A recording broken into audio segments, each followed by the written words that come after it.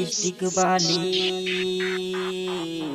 आप सुन रहे हैं एसके म्यूजिक स्टूडियो गाँव की प्रस्तुति। सुनगे लाल लिपस्टिक वाली डीजे पर तोरा नचेबोगे। सुनगे लाल लिपस्टिक वाली डीजे पर तोरा नचेबोगे। लगमा लग राइन बाजार में संगे हम घूमेबोगे। लगमा लग राइन बाजार में संगे हम घूमेबोगे।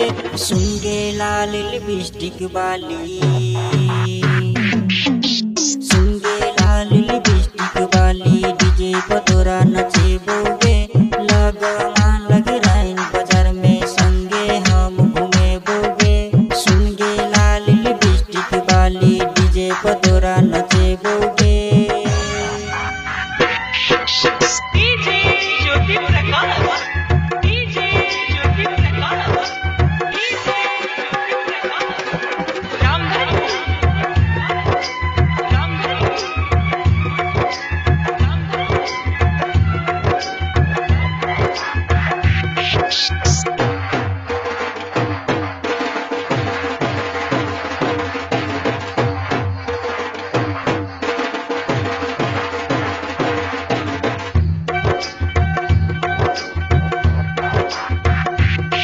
देखै में लगै छै सबसे सुंदर गाल दुनू लाल गे। देखै में लगै छै सबसे सुंदर। देखै में लगै छै सबसे सुंदर गाल दुनू लाल गे। धनुषा जिला में तू धनुषा जिला में तू कैले कमाल गे। धनुषा जिला में तू कैले कमाल गे। सुनगे लाल लिपस्टिक वाली।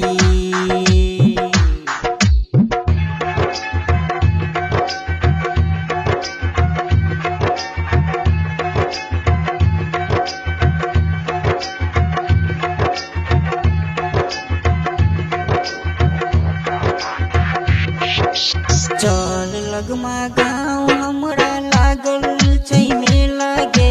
चल लगमा गाँव हमरा। चल लगमा गाँव हमरा लागल छै मेला गे। मेला में कीन देबो। मेला में कीन देबो कान के दुनू झुमका गे। मेला में कीन देबो कान के दुनू झुमका गे। लगमा लग राइन बाजार में संगे हम घूमेबोगे।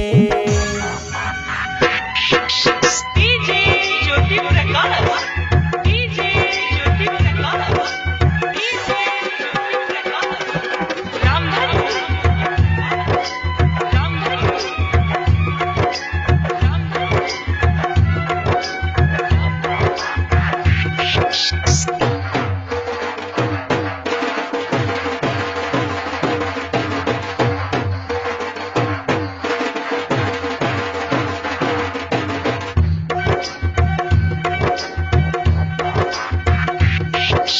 गली गली में तोरे चर्चा होइ छै हाट बाजार गे।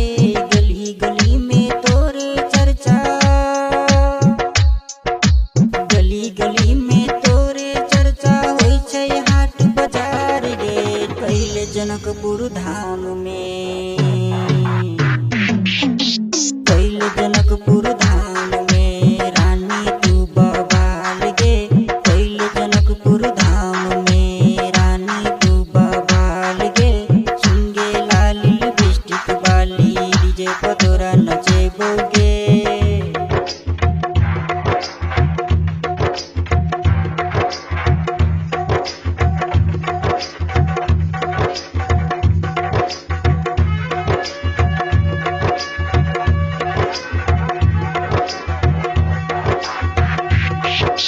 DJ Jyoti Prakash, DJ Jyoti Prakash, DJ Jyoti Prakash.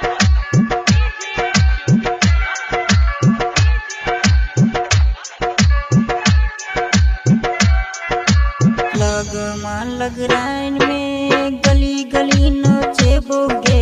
लगमा लग राइन में